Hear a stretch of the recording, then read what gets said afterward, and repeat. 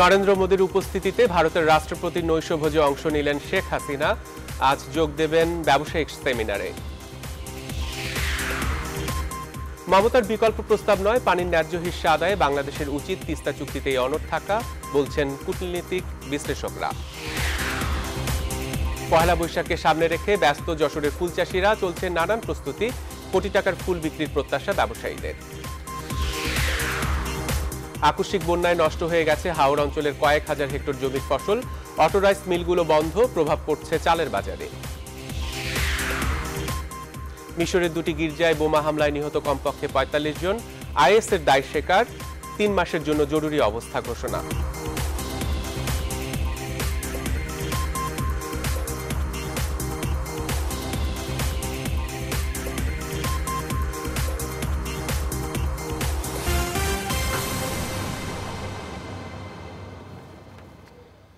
স্বাগত নিউজ 24 সংবাদে, আপনাদের সাথে আছি আমি সালে জহুর চৌধুরী। দেখছিলেন শরিয়া ভিত্তিক ইউনিয়ন ব্যাংক লিমিটেড সংবাদ শিরোনাম। এবারে বিস্তারিত। প্রধানমন্ত্রী শেখ হাসিনার সম্মানে ভারতের রাষ্ট্রপতি প্রণব মুখার্জির দেয়া নৈশভোজে যোগ দিয়েছেন প্রধানমন্ত্রী নরেন্দ্র মোদী। এর আগে প্রণব মুখার্জির সাথে তার সরকারি বাসভবনে বৈঠক করেন শেখ হাসিনা। রবিবার সন্ধ্যা হওয়ায় এই বৈঠকে দুই দেশের স্বার্থ সংশ্লিষ্ট নানান বিষয় নিয়ে আলোচনা হয়। এছাড়া কয়েক বছর আগে স্ত্রীর শেষ কৃত্যানুষ্ঠানে যোগ দেবার জন্য শেখ হাসিনার প্রতি কৃতজ্ঞতা প্রকাশ করেন প্রণব মুখার্জি। এছাড়া বাংলাদেশ ও ভারতের সম্পর্ক এগিয়ে নিতে শেখ হাসিনার গৃহীত নানা উদ্যোগের প্রশংসা করেন তিনি।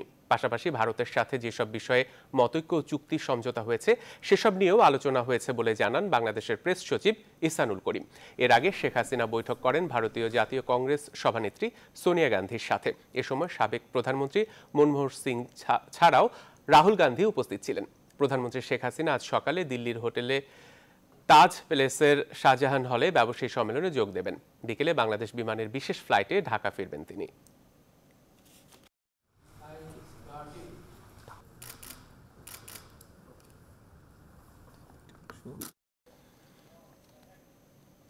এর আগে নির্ধারিত কর্মসূচি অনুযায়ী ভারতের আজমির শরীফে খাজা মঈনুদ্দিন চিশতি রহমতুল্লাহ আলাইহের মাজার জিয়ারত করেন প্রধানমন্ত্রী শেখ হাসিনা। রবিবার সকাল 8:30টায় নয়াদিল্লি থেকে এয়ার ইন্ডিয়ার একটি বিশেষ বিমানে জয়পুরে যান প্রধানমন্ত্রী ও তার সফর সঙ্গীরা। সেখান থেকে তারা হেলিকপ্টারে আজমিরে পৌঁছান। সকাল 10টার পর প্রধানমন্ত্রী আজমিরে পৌঁছালে খাজা মঈনুদ্দিন চিশতির দরগায় তাকে স্বাগত জানান মুআল্লেম হাজি কলিমউদ্দিন। খাজা মঈনুদ্দিন চিশতির সমাধিতে গিলা চড়ান এবং মাজার জিয়ারত করেন প্রধানমন্ত্রী। এ সময় প্রধানমন্ত্রীর সফর সঙ্গীরা তার সাথে ছিলেন।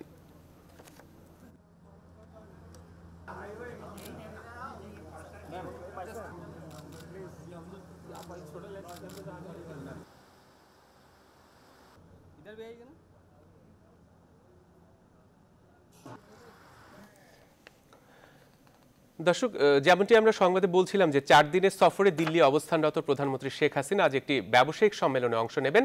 প্রধানমন্ত্রীর সফরের খবর সংগ্রহ করতে দিল্লিতে অবস্থান করছেন সহকর্মী তানজির মেহেদি। বিস্তারিত জানাতে তিনি যোগ দিচ্ছেন আমাদের সাথে। তানজির, এই ব্যবসায়িক সম্মেলন কখন শুরু হবে আর এতে কারা অংশ নিচ্ছেন?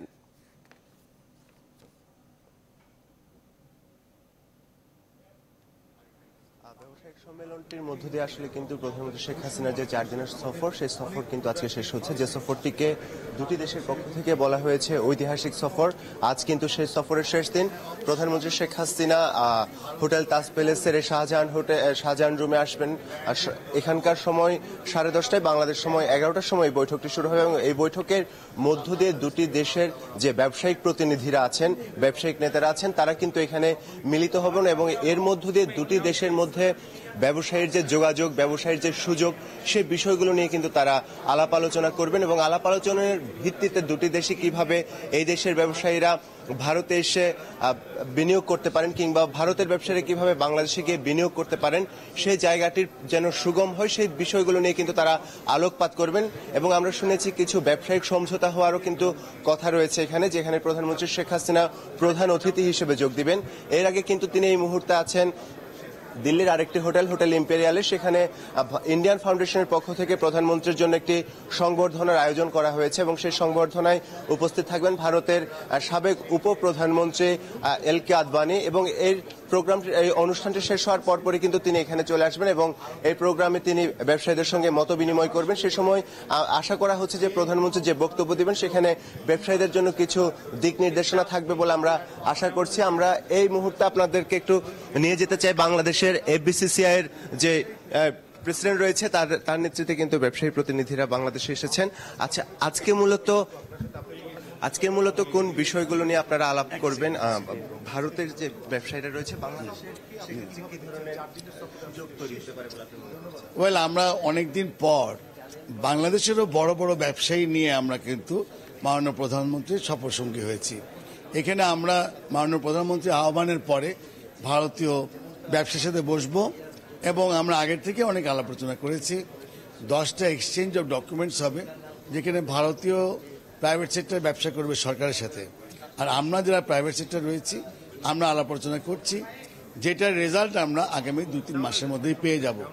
এক কথায় সারা ভারত এবং বাংলাদেশের ব্যবসায়ীরা আরও কাছে আসার চেষ্টা করছেন এবং মাননীয় প্রধানমন্ত্রীর বক্তব্যে তারা উৎফুল্ল হবেন। তারা দেখবেন যে বাংলাদেশ আর সেই বাস্কেট কেস নয়, বাংলাদেশ এখন মিরাকেল কান্ট্রি, বাংলাদেশ এখন একটা ইনভেস্টেবল কান্ট্রি। সেজন্যই এই সিগন্যালটা দেবার জন্যই মাননীয় প্রধানমন্ত্রী আজকে 240 জন ব্যবসায়ী সাথে করে নিয়ে এসছেন। আপনারা মনে করছেন এর মধ্য দিয়ে বাংলাদেশের ব্যবসায়িক যে পরিমণ্ডলটি রয়েছে সেটা আরো বিস্তৃত হবে? অবশ্যই আমরা একটা ভালো লেভেলে আছি। আপনি দেখবেন যে বেশিরভাগ এক্সপোর্ট ভারতই করছে, আমরা করছি না। তা আমাদেরও এক্সপোর্ট কি করে বাড়বে এবং ভারতীয় ইনভেস্টমেন্ট আরও কি করে বাড়ানো যায়, এই দুটো হলো আমাদের মেইন অ্যাসপেক্ট। তারপরে কানেক্টিভিটি, যেমন ওরা ভিসা দেয় মাত্র একটা পয়েন্ট ল্যান্ড পোর্টে, আমরা ভিসা দিই সব পয়েন্ট। এইটারও একটা সলিউশন আমরা এবারে নিয়ে আসবো। 10টি সমঝোতা স্মারকের কথা আপনি বলছেন, সেগুলোর মধ্যে কি কি থাকবে আমাদের যদি একটু ধারণা দেন? 10টা স্মারকের মধ্যে বেসিক্যালি সরকারের যেসব প্রজেক্টগুলো রয়েছে সেখানে ভারতীয়রা প্রাইভেট সেক্টর ইনভেস্টমেন্ট কি ইনভেস্টমেন্ট করবে, যেমন বেসিক্যালি ইনফ্রাস্ট্রাকচার, সেটা হলো পোর্টের কিছু এলিমেন্ট থাকতে পারে, তারপরে এলএনজি এগুলো থাকবে, mostly power based, infrastructure based, LPG LNG based, road bridge, এগুলো নিয়েই সরকার আমাদেরকে যে ক্ষেত্র তৈরি করবেন সেইগুলোরই একটা চুক্তি প্রাইভেট সেক্টর দিয়ে ওনারা কাজ করবেন। আর আমরা যারা B2B করব ওনার বক্তৃতার পরে আমরা বসবো এবং এটা আমরা একটার দিকে আমাদের পুরো রেজাল্টটা আপনাকে আমরা তুলে ধরতে পারবো। ধন্যবাদ আপনাকে। জহুর, আপনি শুনছিলেন আমাদের এফবিসিসিআই এর সভাপতি আব্দুল মাতলুব আহমদ আমাদেরকে জানাচ্ছিলেন যে দুটি দেশের ব্যবসায়িক প্রতিনিধির সম্মেলনের মধ্য দিয়ে পারস্পরিকভাবে কাছে আসা এবং ব্যবসা বাণিজ্যের যে ক্ষেত্র, সেই ক্ষেত্রগুলো তৈরির ক্ষেত্রে সম্মেলনটি কতখানি ভূমিকা রাখবেন এবং সেখানে বলা হচ্ছে যে 10টি সমঝোতা স্মারকও সই হবে। তো আমরা অপেক্ষা করছি প্রধানমন্ত্রী শেখ হাসিনা আসার। প্রধানমন্ত্রী বাংলাদেশ সময় ঠিক 11টার সময় এখানে আসবেন এবং সম্মেলনটি শুরু হবে। এই ছিল আমার কাছে সবশেষ খবর। মেহেদী, আপনাকে ধন্যবাদ। দর্শক, দিল্লি থেকে প্রধানমন্ত্রী শেখ হাসিনা সফর কর্মসূচি সম্পর্কে জানাচ্ছিলেন সহকর্মী তানজির মেহেদী। তিস্তা চুক্তি নিয়ে আপাতত আর কোনো আশা দেখছেন না বিশ্লেষকরা। বলছেন তিস্তার বিকল্প কোনো প্রস্তাবে বাংলাদেশের রাজি হওয়ার সুযোগ নেই। প্রয়োজনে এ ব্যাপারে কেন্দ্রীয় সরকারের সঙ্গে কূটনৈতিক তৎপরতা চালিয়ে যাওয়ার পরামর্শ তাদের। তবে এর পাশাপাশি প্রধানমন্ত্রীর এই সফরে বিদ্যুৎ খাতের প্রাপ্তিতে সন্তুষ্ট বিশ্লেষকরা। বিস্তারিত প্লাবন রহমানের প্রতিবেদনে। 2011 সালে তৎকালীন ভারতীয় প্রধানমন্ত্রী মনমোহন সিংয়ের বাংলাদেশ সফর, 2014 সালে ভারতীয় প্রধানমন্ত্রী নরেন্দ্র মোদীর বাংলাদেশ সফর, আর এবার বাংলাদেশ প্রধানমন্ত্রী শেখ হাসিনার ভারত সফর। প্রতিবারই বাংলাদেশিদের আশার কেন্দ্রবিন্দুতে অমীমাংসিত তিস্তা চুক্তি, আর প্রতিবারই এর সমাধানে যেন বাধা হয়ে দাঁড়িয়েছেন পশ্চিমবঙ্গের মুখ্যমন্ত্রী মমতা ব্যানার্জি। এবার চুক্তি না হলেও ভারতীয় প্রধানমন্ত্রী নরেন্দ্র মোদী আশ্বস্ত করেছেন তার সরকারের মেয়াদেই তিস্তার মীমাংসা হবে। কিন্তু এই ঘোষণার পরপরই মমতার প্রস্তাব, তিস্তা নয়, অন্য 4 নদী থেকে পানি নিন। তিস্তা অন্য নদী। আমি এই কারণে বলছি যে তিস্তা আমাদের একটা লাইফলাইন আমাদের জীবনের জন্য, বিশেষ করে উত্তরবঙ্গের জন্য। ফলে আমি তিস্তার দাবি ছাড়বো কেন? অন্য নদী যেভাবে আছে সেভাবে এটির হবে। আমি মনে করি তিস্তার ব্যাপারটি কোনোভাবেই অন্য একটি প্রস্তাবের বিকল্প হতে পারে না। এখানে আমাদেরকে তিস্তা নিয়ে আরও কেন্দ্রের উপর ভারতের সঙ্গে আলোচনা চালিয়ে যেতে হবে এবং এটার একটা যৌক্তিক সমাধান যাতে আমরা খুঁজে পেতে পারি সেই চেষ্টা আমাদের এখন অব্যাহত রাখবে। তবে আপাত দৃষ্টিতে এই মুহূর্তে তিস্তার সম্ভাবনা ক্ষীণ। প্রধানমন্ত্রীর এই সফরে তিস্তায় স্বস্তি না মিললেও 22 চুক্তি ও সমঝোতা সয়ে অনেকটাই সন্তুষ্ট বিশ্লেষকরা, যার অন্যতম বিদ্যুৎ খাতে ভারতের সহযোগিতা। আগের 600 মেগাওয়াটের সঙ্গে এবার যোগ হচ্ছে আরও 60 মেগাওয়াট। এর বাইরে পশ্চিমবঙ্গ থেকে সুযোগ আছে আরও 1000 মেগাওয়াট বিদ্যুৎ পাওয়ার। এটা খুব ইনসিগনিফিকেন্ট, এমন কোনো বড় অ্যামাউন্ট না, কিন্তু 60 মেগাওয়াট আমরা তো 50-60 মেগাওয়াটের রেন্টাল পাওয়ার প্ল্যান্ট করছি, তো সেখানে 60 মেগাওয়াট আমাদের যে বর্তমানে চাহিদা আছে তার সাথে একটা যুক্ত হলে এটা ভালোই হবে। অন্যদিকে মমতা ব্যানার্জি প্রস্তাব দিয়েছেন পশ্চিমবঙ্গে যে উদ্বৃত্ত বিদ্যুৎ আছে সেখান থেকে আরও 1000 মেগাওয়াট বিদ্যুৎ তারা দিতে পারবেন। ফলে এটিও কিন্তু এবারের জয়েন্ট স্টেটমেন্টে আসছে। সর্বনিম্ন 5 টাকা, সর্বোচ্চ 8 টাকা, এটা হচ্ছে কয়লা ভিত্তিক বিদ্যুৎ থেকে বাংলাদেশের উৎপাদন খরচ এটা পড়বে। সেই ক্ষেত্রে আমরা যদি 6 টাকায় বিদ্যুৎ আনতে পারি ভারত থেকে, এবং সেখানে আমাদের এই সাইট সিলেকশনের ব্যাপার নাই, কয়লা আমদানির ব্যাপার নাই, জাস্ট ফিনিশড একটা প্রোডাক্ট, কমার্শিয়াল প্রোডাক্ট ভারত থেকে আনতে পারি, আমি তো মনে করি বাংলাদেশের জন্য এটা খুবই ভালো একটা অপরচুনিটি এবং সেটা করাই উচিত। তবে তিস্তার সঙ্গে কোনো কিছুর বিনিময় হতে পারে না বলে আবারও স্মরণ করিয়ে দেন এই দুই বিশ্লেষক। জায়গা ডুবে যেতে পারে এরকম সিচুয়েশন। প্লাবন রহমান, নিউজ 24, ঢাকা। আমাকে বলল দর্শক, যেমনটি আপনারা আগেই জেনেছেন কিংবা বিভিন্ন খবরেই, যে তিস্তার পানির ন্যায্য হিস্যার পরিবর্তে বিকল্প একটি প্রস্তাব ভারতের কেন্দ্রীয় সরকারের কাছে পাঠিয়েছেন পশ্চিমবঙ্গের মুখ্যমন্ত্রী মমতা বন্দ্যোপাধ্যায়। সেখানে তোর্ষা, মানসী, ধানসী ও ধরলা সহ 5টি নদীর পানি বন্টনের যৌথ কমিশন গঠনের কথা বলা হয়েছে। মমতার এই প্রস্তাবের পরই আলোচনায় উঠে এসেছে এর বাস্তবতা প্রসঙ্গটি। যেখানে পানির প্রবাহ না থাকায় তিস্তার পানি বন্টন করতে রাজি নন মমতা, সেখানে এই 4টি নদীর পানির প্রবাহ কেমন, এগুলোর বর্তমান অবস্থায় বাকি, এসব প্রশ্নের উত্তর খুঁজতে রাজশাহী থেকে আমাদের সাথে এখন যুক্ত হচ্ছেন সহকর্মী কাজী শাহেদ। শাহেদ, এই 4টি নদী সম্পর্কে কি তথ্য আছে আপনার কাছে?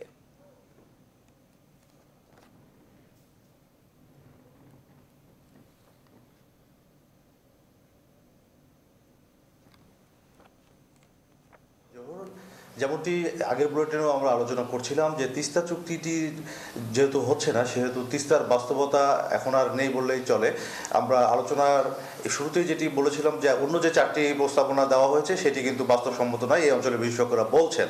তো তিস্তার কি অবস্থা, এবং পশ্চিমবঙ্গের মুখ্যমন্ত্রী যেমনটি বলেছেন যে তিস্তায় পানি নেই, এর ফলে পানি দেওয়া হচ্ছে না, তো তিস্তার কি অবস্থা এ নিয়ে আমাদের সঙ্গে আলোচনার জন্য স্টুডিওতে উপস্থিত হয়েছেন নদী গবেষক মাহবুব সিদ্দিকী। আমরা তার কাছ থেকেই জানতে চাই যে তিস্তার বর্তমান অবস্থাটি কি। যারা মাহবুব সিদ্দিকী, আপনাকে স্বাগত জানাই। যেমনটি পশ্চিমবঙ্গের মুখ্যমন্ত্রী বলছিলেন যে তিস্তায় পানি নেই, আর কোথা থেকে পানি দেবো, এরকম একটি অবস্থা। তা আপনি তো দীর্ঘদিন ধরে নদী নিয়ে কাজ করছেন, নদী নিয়ে আপনার গবেষণা আছে, তা আপনি যদি একটু বলতেন যে তিস্তার বর্তমান অবস্থাটি কি? বাস্তব অবস্থা হচ্ছে এই, তিস্তায় পানি নেই এ কথাটি আদৌ সত্য নয়। তিস্তায় পানি আছে, এবং তিস্তার পানি দিয়ে পশ্চিমবাংলায় জলপাইগুড়ি, কোচবিহার এইসব অঞ্চলে ওরা কাগজে কলমে দেখিয়েছে 9 লক্ষ হেক্টরে ওদের আবাদ করবে, ওরা করছে, কিন্তু আদতে ও আসলে 1 লক্ষ হেক্টর জমিতে ওরা ওই পানি কাজে লাগাচ্ছে, এবং বাদবাকি বেশিরভাগ পানি তারা ডাহুক নদী দিয়ে এবং কোশি নদী দিয়ে নিয়ে যাচ্ছে গঙ্গায় ফেলে উত্তরে ওরা বিহার এবং উত্তর ভারতের যেসব শুখা অঞ্চল ওই সব অঞ্চলে চালান করে দিচ্ছে। এবং আন্তঃসংযোগ প্রকল্প যেটা আমরা শুনেছি, হিমালয়ান বেসিন এবং ডেকান বেসিন, এই 2টা বেসিনের পানি সেটা তারা শুরু করেছে তিস্তার পানি তারা সরিয়ে নিয়ে গিয়ে। তো তিস্তায় পানি ঠিকই আছে, কিন্তু আমাদের পানি দেবে না, এই কারণে তারা বলছেন যে ওখানে পানি নেই। তো অন্য যে 4টি নদীর পানি বন্টনের প্রস্তাবনা মমতা বন্দ্যোপাধ্যায় দিয়েছেন, সেটি কতটা বাস্তবসম্মত উত্তরাঞ্চলের জন্য? আসলে আপনাকে বলি যে পানি নিয়ে, আন্তঃসীমান্ত পানি নিয়ে ভারতের অবস্থান কিন্তু অত্যন্ত নড়বড়ে অবস্থান। পৃথিবীতে বিশ্বের মানুষের কাছে বাংলাদেশের অবস্থান অত্যন্ত দৃঢ়, এবং আমাদের দেশের মানুষের কাছেও আমরা অত্যন্ত সুন্দর অবস্থানে আছি এবং আমরা ন্যায়ের পথে আছি। এই দিক থেকে বিচার করলে ভারতের অবস্থানটা অত্যন্ত নড়বড়ে, এবং নৈতিক দিকটাও অনেকখানি নড়বড়ে। তারা আন্তর্জাতিক পানির বন্টন কিংবা নিয়ম নীতির কোনো তো আইন মানছেন না, এবং যারা বিশ্ব সংস্থা যারা আছেন তারা যে আইন করে দিয়েছেন কিংবা এখন প্রচলিত যে আইন আছে সেই আইনের ধারে কাছে তারা যাচ্ছেন না। বিশ্বের অন্যান্য বহু দেশ বহু রাষ্ট্র এই কাজ তারা করছেন এবং এই আইন মেনে চলছেন।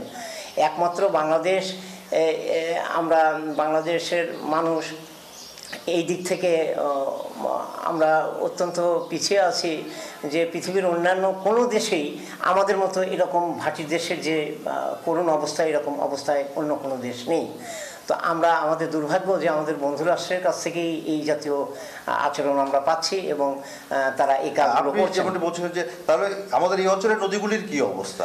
আমাদের নদীগুলোর অবস্থা, তারা 54টি আসলে আন্তঃসীমান্ত নদী নয়, 96টি এই পর্যন্ত আমরা যে তালিকা পেয়েছি 96টি। তো আমাদের 1996 সালে গঙ্গা চুক্তি হয়েছে, তারপরে 20 বছর পেরিয়ে গেল, 20 বছর তিস্তা নিয়ে কোনো আলাপই হলো না।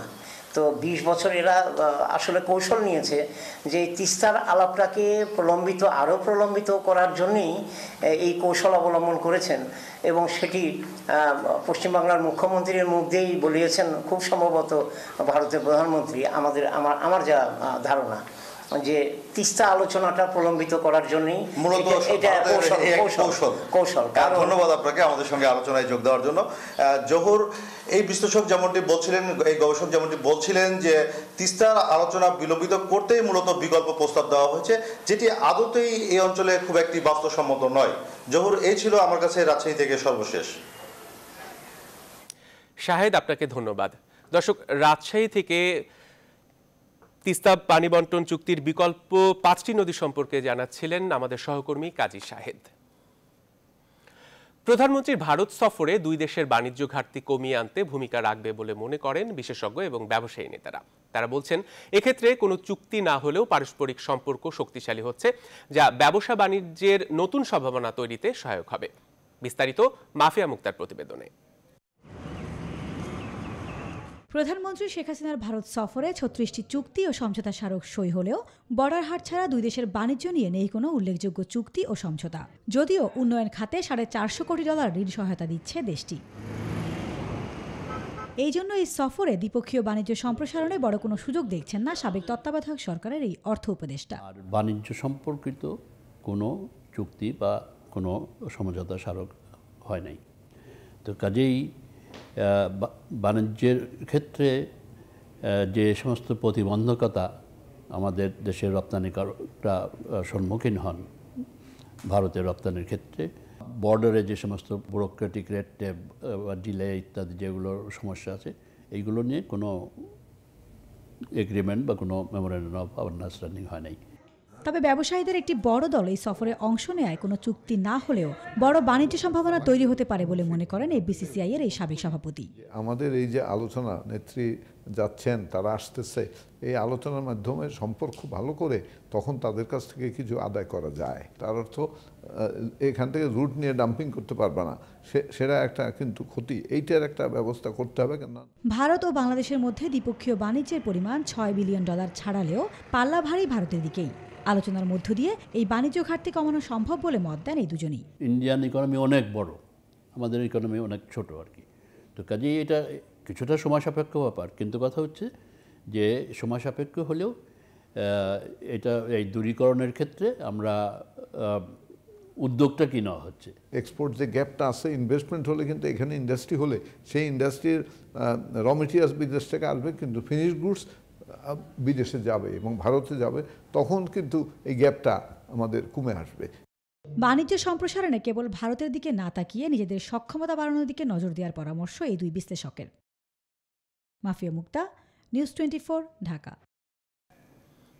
দর্শক, প্রধানমন্ত্রীর ভারত সফর নিয়ে আরও খবর থাকছে সংবাদের পরের অংশে। আর এ পর্যায়ে নিচ্ছে একটা বিরতি, ফিরছি একটু পর, সাথেই থাকুন।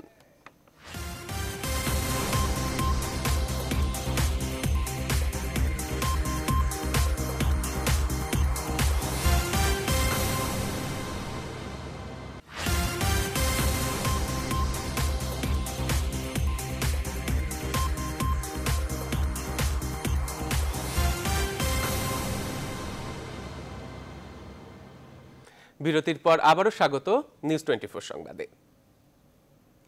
প্রধানমন্ত্রী শেখ হাসিনার ভারত সফর নিয়ে আলোচনা এখন সবখানে।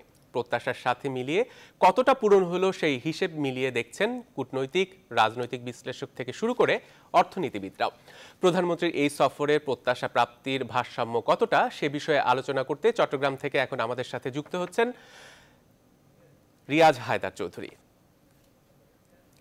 রিয়াজ, যেমনটি আমরা বলছিলাম যে প্রধানমন্ত্রীর সফর নিয়ে আসলে কি প্রত্যাশা করছে চট্টগ্রামবাসীরা?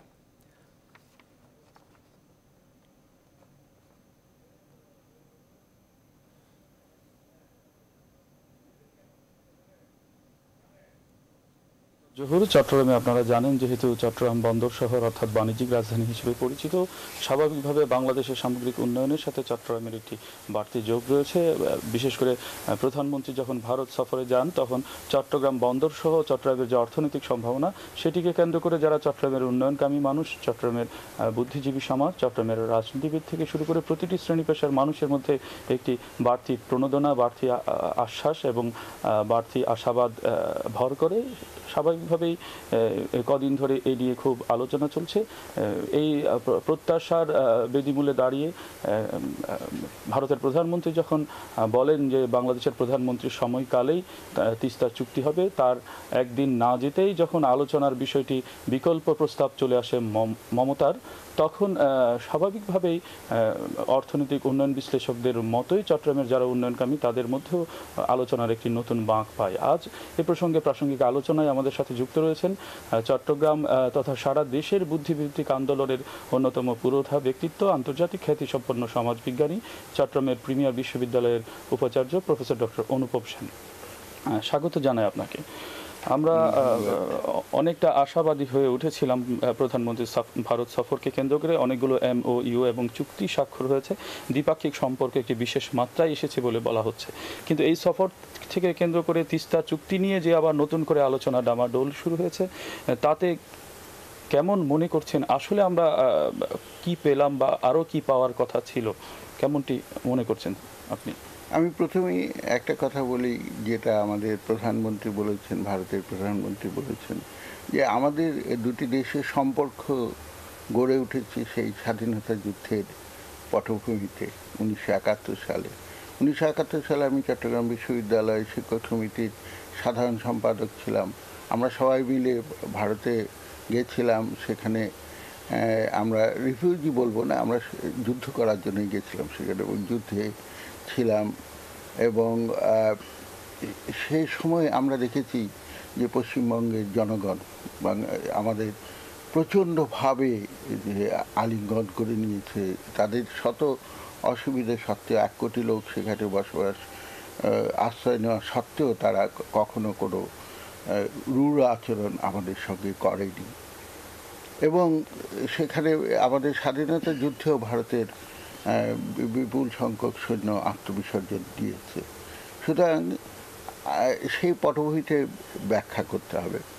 এখন যে এই যা কিছু অর্জন বাংলাদেশের, এবং বাংলাদেশ আজকে যে পর্যায়ে পৌঁছেছে, যেখানে পৌঁছেছে, মধ্যম আয়ের দেশ, যাকে তলাবিহীন ঝুড়ি বলেছিলেন হেনরি কিসিঞ্জার, এবং যে যখন 1971 সালে বাংলাদেশ হয় তখন পত্রপত্রিকায়, টাইম, নিউজিক ইত্যাদি ম্যাগাজিনে লেখা হয়েছিল 1 কোটি লোক মারা যাবে না খেতে পেয়ে, কিন্তু একজন লোকও মারা যায়নি। এবং যুদ্ধবিধ্বস্ত বাংলাদেশকে বঙ্গবন্ধু গড়ে তুলছিলেন।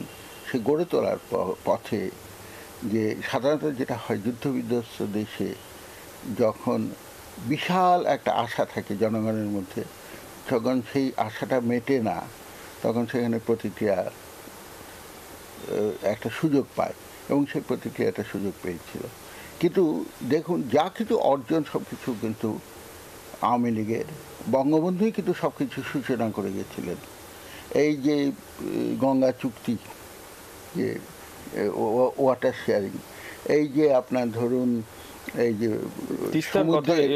সমুদ্রে, আমি তিস্তার কথা আসার আগে বলছি যে গঙ্গা চুক্তি যেটা হলো পাকিস্তান আমলে, আপনি দেখুন তারবেলা পাকিস্তানিরা করেছিল, তারবেলা বাঁধ বিশাল, কিন্তু গঙ্গা চুক্তির ব্যাপারে তাদের কোনো আগ্রহ কখনো দেখা যায়নি।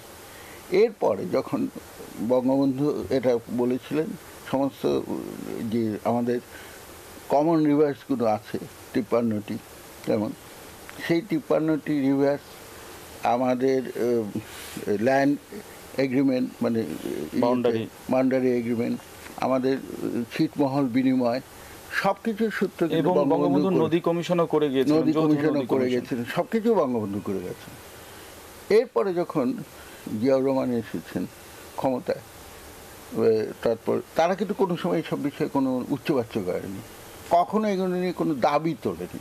আপনি দেখুন যে এই যে আছে যে বিশাল জলভূমি আমরা পেলাম, এবং সেটা কিন্তু ভারতের সঙ্গে বা মিয়ানমারের সঙ্গে সম্পর্ক নষ্ট না করেই কিন্তু আইনের মাধ্যমেই আমরা এটা পেলাম, আমরা আমাদের মর্যাদা নিয়ে আমাদের অধিকারটুকু পেয়েছি। প্রায় বাংলাদেশের মতো সমান একটা জায়গা আমরা সমুদ্রের মধ্যে পেয়েছি, সমুদ্র জয় বলা হচ্ছে এটাকে। কেমন সেরকম গঙ্গা চুক্তিও কিন্তু একটা অসামান্য অর্জন। এখন তিস্তার ব্যাপারে যেটা হচ্ছে সেটা হলো যে তিস্তা পানি মমতা দিতে চাইছেন না। তার আগে যে সরকার ছিল পশ্চিমবঙ্গের, মানে ভারত একটা ফেডারেল রাষ্ট্র, এটা তো ইউনিটারি স্টেট নয়, এটা একটা ফেডারেল স্টেট, এর অনেকগুলো আছে। এবং যে এটা ঠিক যে কেন্দ্র চুক্তি করতে পারে, কেমন কেন্দ্রের সে ক্ষমতা আছে ভারতের, যদিও অন্যান্য অনেক ফেডারেল স্টেটস আছে যেখানে কেন্দ্রের অত ক্ষমতা নেই, কিন্তু ভারতের কেন্দ্রের সেই ক্ষমতাটা আছে। কিন্তু তারপরেও কিন্তু কেন্দ্র সবসময় সবকিছু জোর করে চাপিয়ে দিতে পারে না। গণতান্ত্রিক চর্চা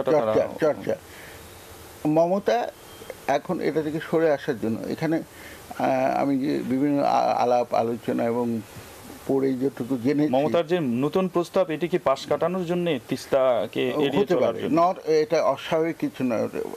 ধরলা এবং তোষা যে সমস্ত নদীর কথা উনি বলছেন, সেগুলোতে কতটুকু পানি আছে আমরা জানি না, এমনকি তিস্তায় কতটুকু পানি আছে সে সম্পর্কেও, কারণ সিকিম খানিকটা নিয়ে যাচ্ছে। তো এখন তিস্তার যে এই যে পানিটার ব্যাপারে, সেখানে আমাদের যে ন্যায্য পাওনা, সেটার জন্য আমাদের প্রধানমন্ত্রী বারবার যাচ্ছেন। এর আগে কিন্তু তিস্তা নিয়ে কোনো কথাই হয়নি, আপনারা যদি খেয়াল করে দেখবেন। গঙ্গা নিয়ে কখনো কোনো কথা হয়নি, অন্যান্য সময় সমুদ্রের নিয়ে কোনো কথা হয়নি। যা কথা হচ্ছে, যা কিছু আদায় করার চেষ্টা হচ্ছে, যেমন ধরুন ছিটমহল নিয়ে বিশাল ভূমি আমরা পেলাম, সেটা কিন্তু এই সরকারই এনে দিয়েছে, অন্য কেউ এনে দিতে পারেনি। সেই নেহেরুর সময় কবে থেকে সেই চুক্তি, কিন্তু কখনো পাকিস্তান আমলে তো এটা ওঠেইনি। এবং গঙ্গার ব্যাপারেও যে আমি যে কথাটা বললাম, তার বেলার ব্যাপারে পাকিস্তান পাগল ছিল এবং তার বেলা করেছে, কিন্তু গঙ্গা করেনি। সেই সময় যদি গঙ্গা ব্যারিজটা হতো তাহলে আজকে বাংলাদেশের চেহারা অন্যরকম হতো খাদ্যশস্যের দিকে, কিন্তু কখনো পাকিস্তান সরকার সেটা করেনি। পরবর্তী কোনো সরকারও করেনি, করেছে। প্রাসঙ্গিক একটি অন্য প্রসঙ্গ, আমি তিস্তার কথাটাই শেষ করতে চাই। এখন এই যে তিস্তার পানি, বুঝতে পারছে, সেটা সিকিম হয়ে আসছে, ভারত হয়ে, পশ্চিমবঙ্গ হয়ে আমাদের এখানে আসছে, কিছুটা বোধহয় বিহারে ওরা নিচ্ছে।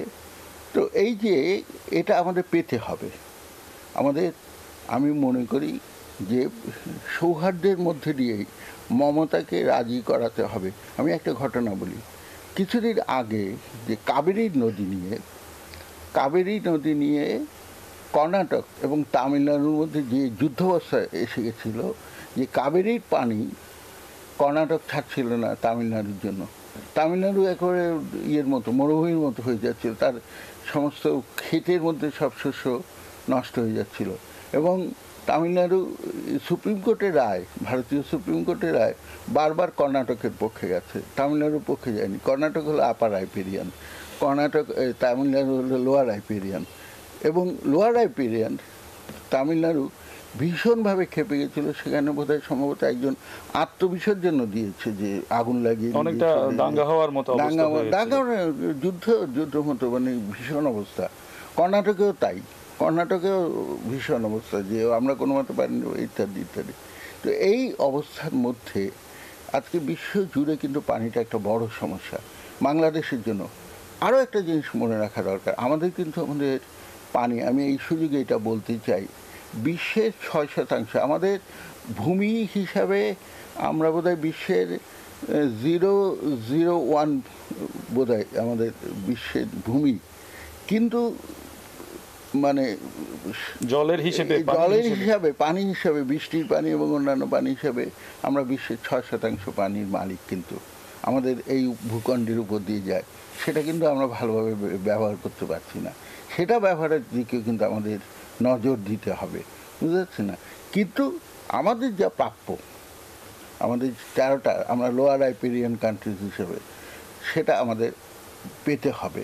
এবং ইউএনওতে জাতিসংঘে আমাদের কাছে বলতে হবে, জাতিসংঘের একটা ব্যাপার আছে যে সেখানে ইন্ডিপেন্ডেন্ট স্টেট, সোভারেন স্টেটের আর এইসব এগ্রিমেন্টের মধ্যে একটা কনফ্লিক্ট হচ্ছে, এই কনফ্লিক্টটাও যাতে মেটানো সম্ভব হয় এইটার জন্য আমাদের চেষ্টা করতে হবে। এই সফর স্যার আমাদের অনেকগুলো ব্যাপার নিয়ে আশাবাদী করে। আমাদের প্রধানমন্ত্রী যাওয়ার আগের দিন বঙ্গবন্ধুর নামে দিল্লিতে সড়ক এবং প্রোটোকল ভেঙে মোদি বরণ করলেন। সামগ্রিক আরও অন্যান্য বিষয়, এটা তো আমাদের সম্পর্ক, আমার মনে হয় না বঙ্গবন্ধুর পরে আর কোনো সময়ে আমাদের দুই দেশের সম্পর্ক এত ভালো ছিল। এবং $4 বিলিয়ন, এটা কিন্তু বিশাল অঙ্ক। এইটা যদি আমরা ইনফ্রাস্ট্রাকচারের জন্য ব্যবহার করতে পারি, বন্দরের জন্য ব্যবহার করতে পারি, মংলা ইত্যাদির জন্য আমরা কানেক্টিভিটির জন্য ব্যবহার করতে পারি, বিশেষভাবে রাস্তাঘাটের জন্য ব্যবহার করতে পারি, তাহলে আমাদের দেশের উন্নয়ন আরও ত্বরান্বিত হবে এবং আমাদের সম্পর্কও ভালো রাখতে হবে। কারণ শিক্ষা, স্বাস্থ্য সব কিছুর মধ্যে আমাদের একটা কমন হেরিটেজ আছে, ঐতিহ্য আছে, বন্ধুত্ব আছে, বিশাল বন্ধুত্ব, যে বন্ধুত্ব রক্তের সম্পর্কে গড়ে ওঠা। নিঃসন্দেহে আমরা আমাদের সেই প্রত্যাশিত ভ্রাতৃত্ববোধকে বজায় রেখে আমরা এগিয়ে যাব অনেক দূর। ধন্যবাদ আপনাকে। প্রিয় দর্শক, এতক্ষণ আমরা চট্টগ্রাম থেকে শুনছিলাম চট্টগ্রামের মানুষের প্রত্যাশার কথা। আমাদের বরেণ্য সমাজবিজ্ঞানী, প্রিমিয়ার বিশ্ববিদ্যালয়ের উপাচার্য এবং যিনি 1971-এর মহান মুক্তিযুদ্ধের সময় চট্টগ্রাম বিশ্ববিদ্যালয়ের শিক্ষক সমিতির সাধারণ সম্পাদক হিসেবে মুক্তিযুদ্ধেও বিশেষ অবদান রেখেছিলেন এবং 21 পদক প্রাপ্ত বুদ্ধিজীবী প্রফেসর ডক্টর অনুপম সেন। আমরা এখন ফিরে যেতে পারি আমাদের কেন্দ্রীয় স্টুডিওতে। ধন্যবাদ জহুর। রিয়াজ, আপনাকে ধন্যবাদ। দর্শক, প্রধানমন্ত্রী ভারত সফরে বাংলাদেশের প্রাপ্তি ও প্রত্যাশা সম্পর্কে জানাচ্ছিলেন চট্টগ্রাম সাংবাদিক ইউনিয়নের সভাপতি রিয়াজ হায়দার চৌধুরী। সংবাদের এ পর্যায়ে নিচ্ছি বিরতি, ফিরছি একটু পর, সাথেই থাকুন।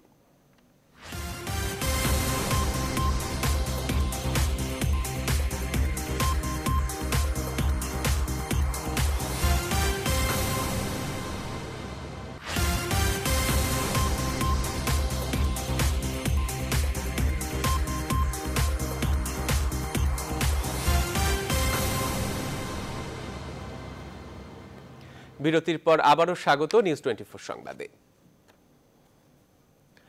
প্রধানমন্ত্রী শেখ হাসিনার ভারত সফরে খুলনার সাথে কলকাতার সরাসরি ট্রেন ও বাস সার্ভিস চালু হয়েছে। যোগাযোগের ক্ষেত্রে এটিকে মাইল ফলক হিসেবেই দেখা হচ্ছে। বৃহত্তর খুলনা অঞ্চলের মানুষের দীর্ঘদিনের এই প্রত্যাশা পূরণের পর কতটা উচ্ছ্বসিত এই অঞ্চলের মানুষ, সেটা জানাতে খুলনা থেকে এখন আমাদের সাথে যুক্ত হচ্ছেন সহকর্মী শামসুজ্জামান শাহিন। শাহিন, খুলনাবাসীর দীর্ঘদিনের দাবি তো ছিল এই যে কলকাতার সাথে সরাসরি ট্রেন ও বাস যোগাযোগের, তো সেটি পূরণ হওয়ার পর এই অঞ্চলের মানুষ কি বলছে, আর আর্থসামাজিক উন্নয়নে এটি কতটা অবদান রাখবে বলে তারা মনে করছেন, আমাদের জানাবেন।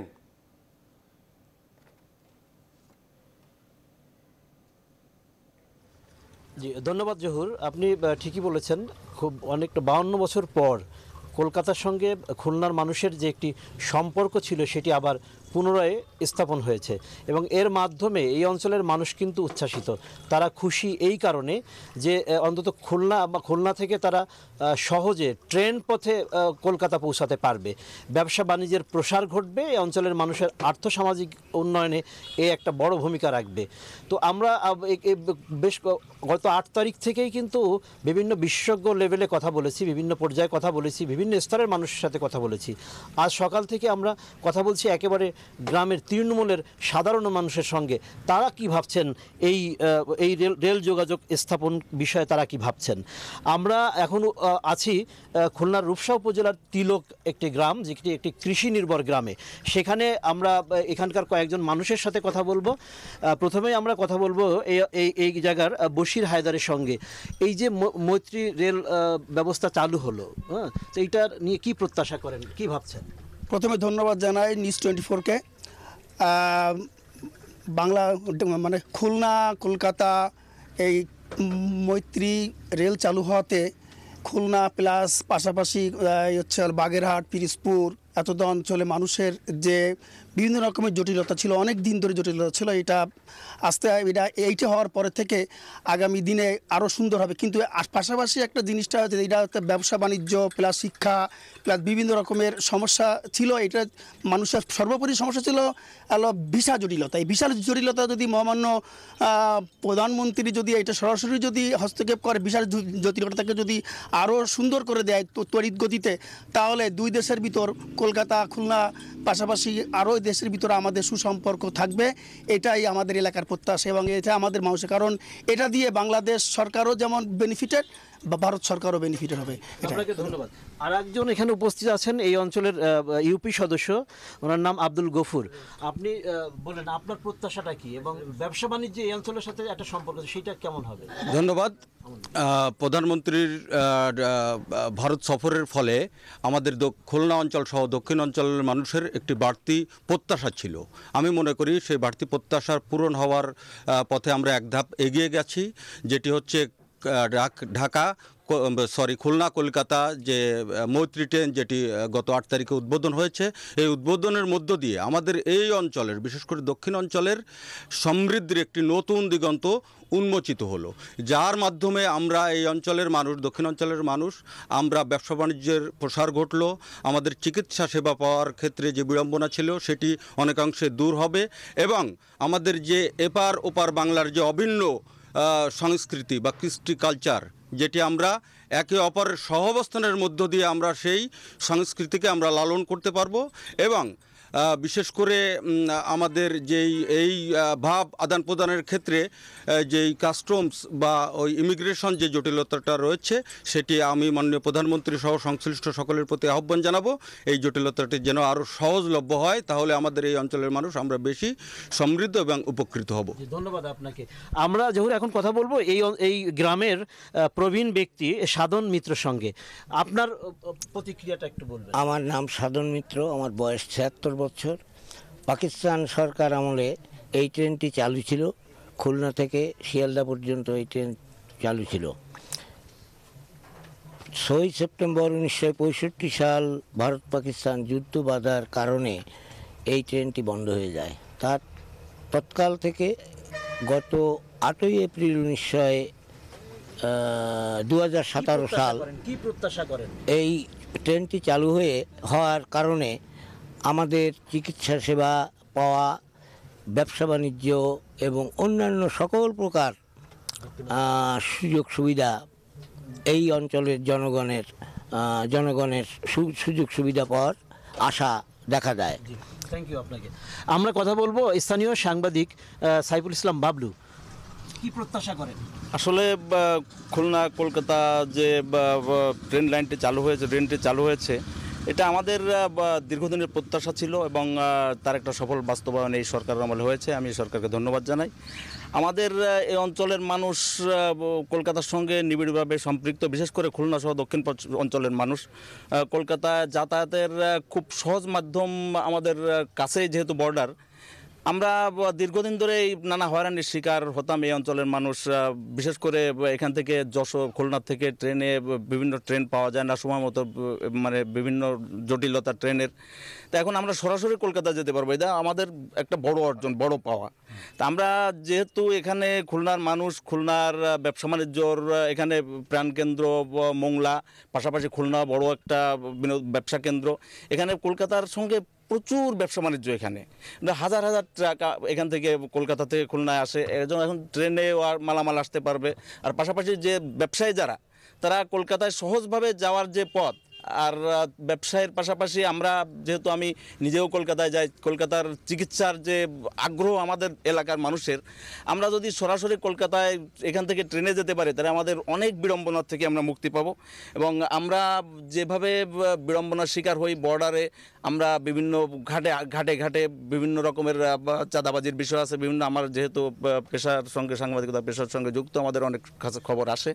তা আমরা চাইবো যে এই ট্রেনটা চালু হলে অন্তত এই হয়রানিটা থেকেও জনগণ মুক্তি পাবে এবং আমরা সুষ্ঠু সুন্দরভাবে যেতে পারবো। আর একটু বলি আমি সর্বশেষ যে আমার এখানে যারা এখানে সার্বিকভাবে আমরা যাতায়াত করি, আমাদের ট্রেনের যে এখনও আমাদের মানে ঘোষণা হয়নি যে কবে নাগাদ চালু হবে, ভাড়ার যে বিষয়টা আছে, এই বিষয়গুলো আমাদের একটু যদি মানে দ্রুততার সাথে যদি এটা করা হয়, দক্ষিণাঞ্চলের মানুষ আরও উৎফুল্ল হবে, আরও আগ্রহী হবে। আমরা আমাদের প্রাণের দাবি, আমরা যত দ্রুত সম্ভব আমাদের এই ট্রেন যা কন্টিনিউ হোক, এই আশাবাদ আমি ব্যক্ত করি। সবাইকে ধন্যবাদ।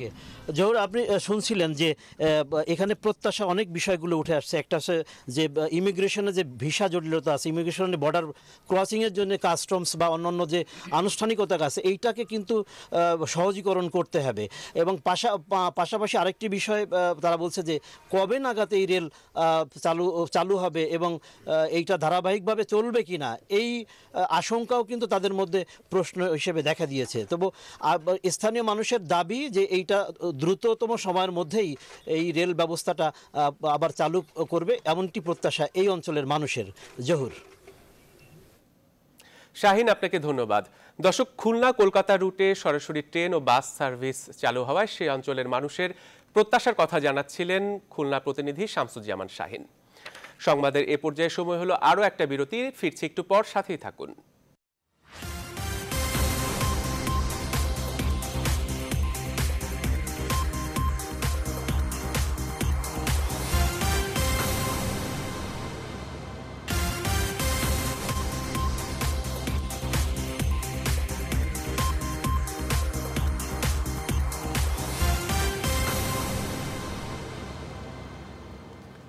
দর্শক, বিরতির পর আবারও স্বাগত নিউজ 24 সংবাদে।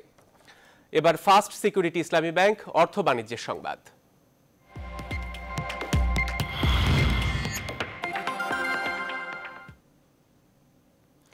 আকস্মিক বন্যা আর পাহাড়ি ঢলে নষ্ট হয়ে গেছে হাওড় অঞ্চলের কয়েক হাজার হেক্টর জমির আবাদি ফসল। এ কারণে ধান সরবরাহ বন্ধ রয়েছে অটোরাইস মিলগুলোতে। আর এই সুযোগে কিছু অসাধু ব্যবসায়ী সিন্ডিকেটের মাধ্যমে চালের দাম বাড়িয়ে দিয়েছে। বিপাকে পড়েছেন নিম্ন আয়ের মানুষ। সুনামগঞ্জ ও হবিগঞ্জ প্রতিনিধির তথ্য ছবিতে ডেস্ক রিপোর্ট। এবার আকস্মিক বন্যার কারণে ঘরবাড়ির সাথে তলিয়ে গেছে হাজার হাজার হেক্টর জমির ধানের ক্ষেত। আওয়ার মাঝে মনে করেন 2000-3000 টাকা জমি নিব, সব শেষ, গিরস এবছর নাই। হাওর খাওয়া দিকের অবস্থা কি ভয়াবহ অবস্থা হয়েছে, হাজার হাজার কেয়ার জমি পানির নিচে। এ কারণে জেলার অটোরাইস মিলগুলোতে ধান সরবরাহ প্রায় বন্ধ হয়ে গেছে। এ অবস্থায় লোকসানের শঙ্কায় মিল মালিকরা। কোনো দাম টান পাইতেছি না, এবারে আমাদের ধান চালের দাম অনেক বাড়তি। এই সুযোগে কিছু অসাধু ব্যবসায়ী চালের দাম বাড়িয়ে দিয়েছে। 29 মিনিকেট, নাজিরশাইল সহ সব ধরনের চিকন চালের দাম বস্তা প্রতি বেড়ে গেছে 250 থেকে 300 টাকা। নগদ টাকা দিয়েও চাল পাওয়া যাচ্ছে না অনেক ক্ষেত্রে, এবং ইচ্ছাকৃতভাবে, যদিও ফসল কিছু নষ্ট হয়েছে তথাপিও এতটুকু বাড়ার কথা না।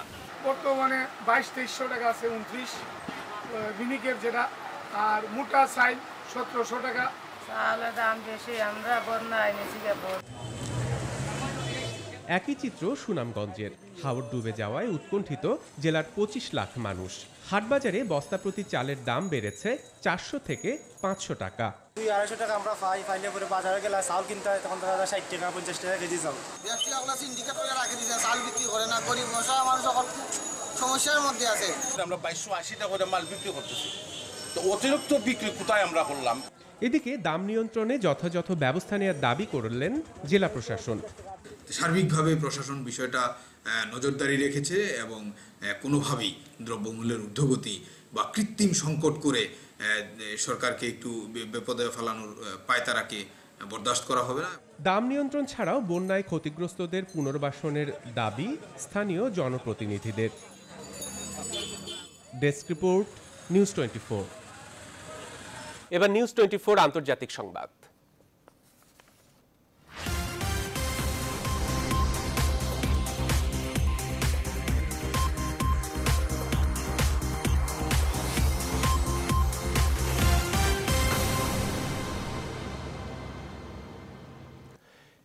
মিশরের খ্রিস্টানদের দুটি গির্জায় বোমা হামলায় নিহত হয়েছেন কমপক্ষে ৪৫ জন, আহত হয়েছেন আরও শতাধিক মানুষ।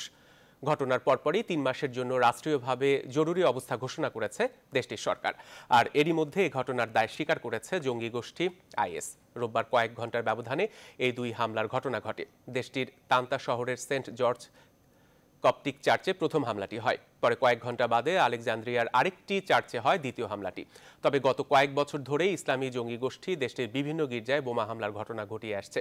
গেল বছরের ডিসেম্বরেও রাজধানীর কায়রোর একটি গির্জায় বোমা বিস্ফোরণে ২৫ জন নিহত হয়েছিল।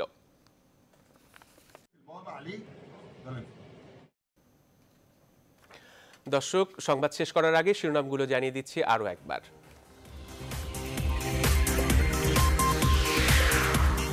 নরেন্দ্র মোদীর উপস্থিতিতে ভারতের রাষ্ট্রপতি নৈশভোজে অংশ নিলেন শেখ হাসিনা। আজ যোগ দেবেন ব্যবসায়িক সেমিনারে। মমতার বিকল্প প্রস্তাব নয়, পানির ন্যায্য হিস্যা আদায়ে বাংলাদেশের উচিত, তিস্তা চুক্তিতেই অনড় থাকা, বলছেন কূটনৈতিক বিশ্লেষকরা। পহেলা বৈশাখকে সামনে রেখে ব্যস্ত যশোরের ফুল চাষিরা, চলছে নানান প্রস্তুতি, কোটি টাকার ফুল বিক্রির প্রত্যাশা ব্যবসায়ীদের। আকস্মিক বন্যায় নষ্ট হয়ে গেছে হাওড় অঞ্চলের কয়েক হাজার হেক্টর জমির ফসল, অটো রাইস মিলগুলো বন্ধ, প্রভাব পড়ছে চালের বাজারে। এবং মিশরের দুটি গির্জায় বোমা হামলায় নিহত কমপক্ষে ৪৫ জন, আইএসের দায় স্বীকার, ৩ মাসের জন্য জরুরি অবস্থা ঘোষণা।